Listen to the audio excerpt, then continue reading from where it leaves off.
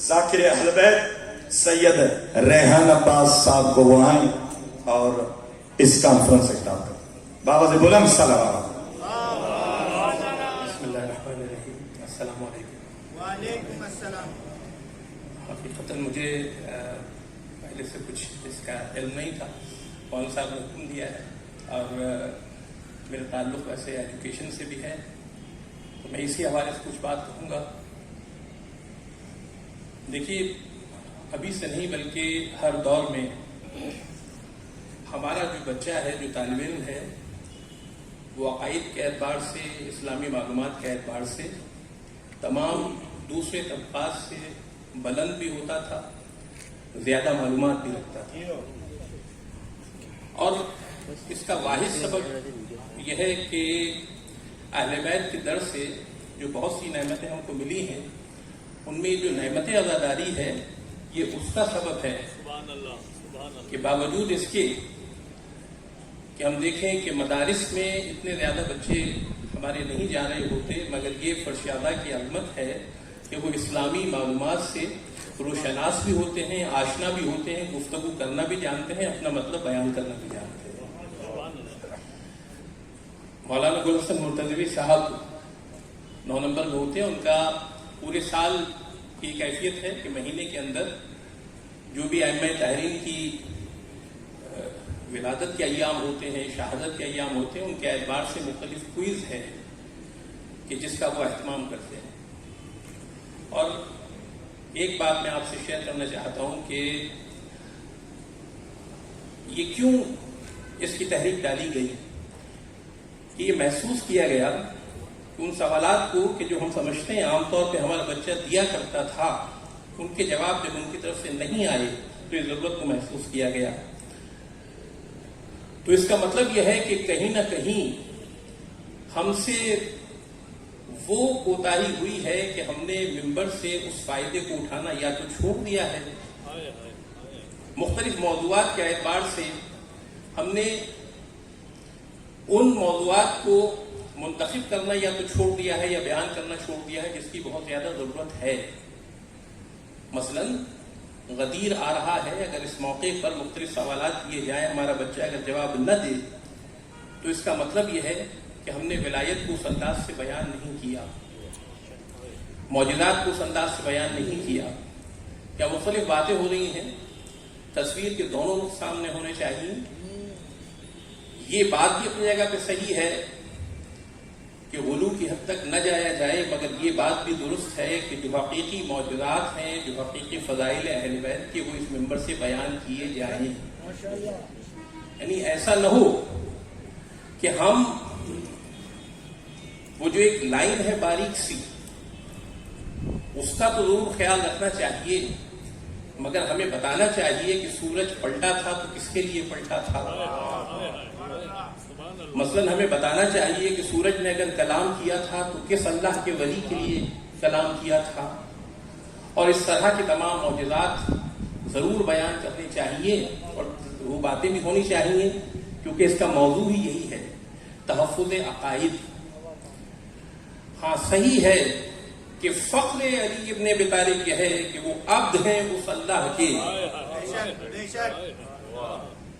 لیکن وہ ایسے عبد ہیں کہ جن پر عبدیت کو ناز ہے. دیکھیے، ہم عزاداری کا تحفظ نہیں کر رہے ہیں، یہ عزاداری ہے جو ہمارا تحفظ کر رہی ہے. کیا بات ہے. اگر ہمیں اپنی نسلوں کو بچانا ہے، اب یقینی طور پر یہ ہماری ذمہ داری ہے. جس طرح سے ہر ایک کے بارے میں پوچھا جائے گا، چاہے وہ ڈاکٹر ہو، چاہے وہ انجینئر ہو، کسی شعبے سے تعلق رکھتا ہو، اس کی مسئولیت علماء سے بھی ہے، ذاکرین سے بھی ہے. تو جو تینوں شعبے ہیں انہیں اپنی اپنی ذمہ داری سمجھنی چاہیے. ہمیں یہ سمجھنا چاہیے کہ نعرہ حیدری اگر خیبر کے در اکھاڑنے پر لگنا چاہیے تو رات بھر کی عبادت کرنے کی بات پر بھی لگنا چاہیے.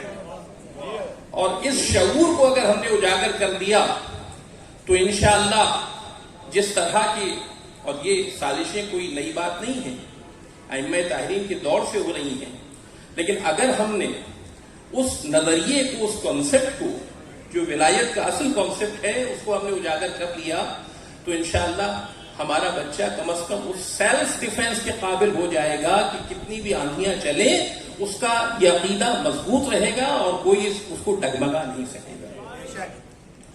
ہاں، یہ اپنی جگہ پر ہے کہ اس محرم میں، پچھلے بھی محرم جتنے تھے ان میں خطرات رہتے تھے، اس میں زیادہ خطرات رہیں گے، اور ہمیں یقینی طور پر ان تمام عزاداروں کو بھی اس سے متنبع کرنا پڑے گا اور بتانا پڑے گا کہ جو عالمی حالات ہیں، مثلا افغانستان کے اندر ایک دوسری جگہ کے اوپر جو حالات بدلے ہیں، تو پہلے بھی ہم چوکس تھے، لیکن اب ہمیں اور زیادہ ہوشیار رہنا پڑے گا اور ہر صورت میں ہوشیار رہنا پڑے گا. وہ صحیح ہے امام زمان علیہ السلام ہے جو ہماری ضامنی کر رہے ہیں، اللہم صلی علی محمد وعلی محمد،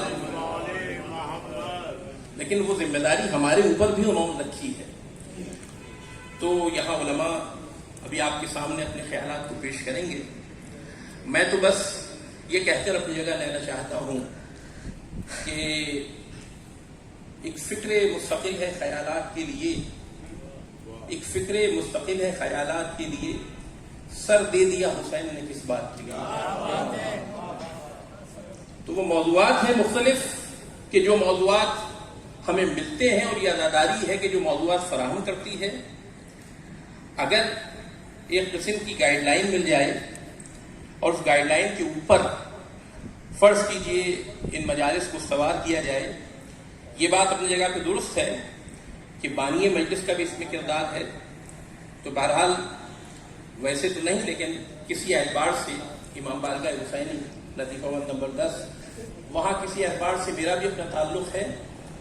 تو یہ بھی ایک شعور اجاگر ہو کہ پہلے سے بتایا جائے، کیونکہ یہاں علماء بیٹھے ہوئے ہیں، مجالس ہر طرح کی ہیں، خواتین کی مجالس ہیں، بچوں کو تیار کرنا ہے، تو یقیناً یہاں سے کوئی نہ کوئی گائیڈ لائن ایسی جانی چاہیے کہ جس کے اوپر ان پورے محرم الحرام میں عمل کیا جائے. اور انشاءاللہ جب ہم اگلی اس طرح کی کانفرنس کریں تو کچھ اچھا کہنا بہت کچھ ہمارے سامنے ہے، مگر کچھ ایسی باتیں ہوں کہ جو ہم بیان کر سکیں کہ پچھلی دفعہ وہ جو کانفرنس ہوئی تھی، دیکھیے یہ اس کے تمام نتائج ہیں. اور پروردگار عالم ہم سب کو حسینی مشن میں کامیابی عطا کرے، اپنی ذمہ داری پوری کرنے کی توفیق عطا فرمائے. وما علینا الا البلاغ. شکریہ.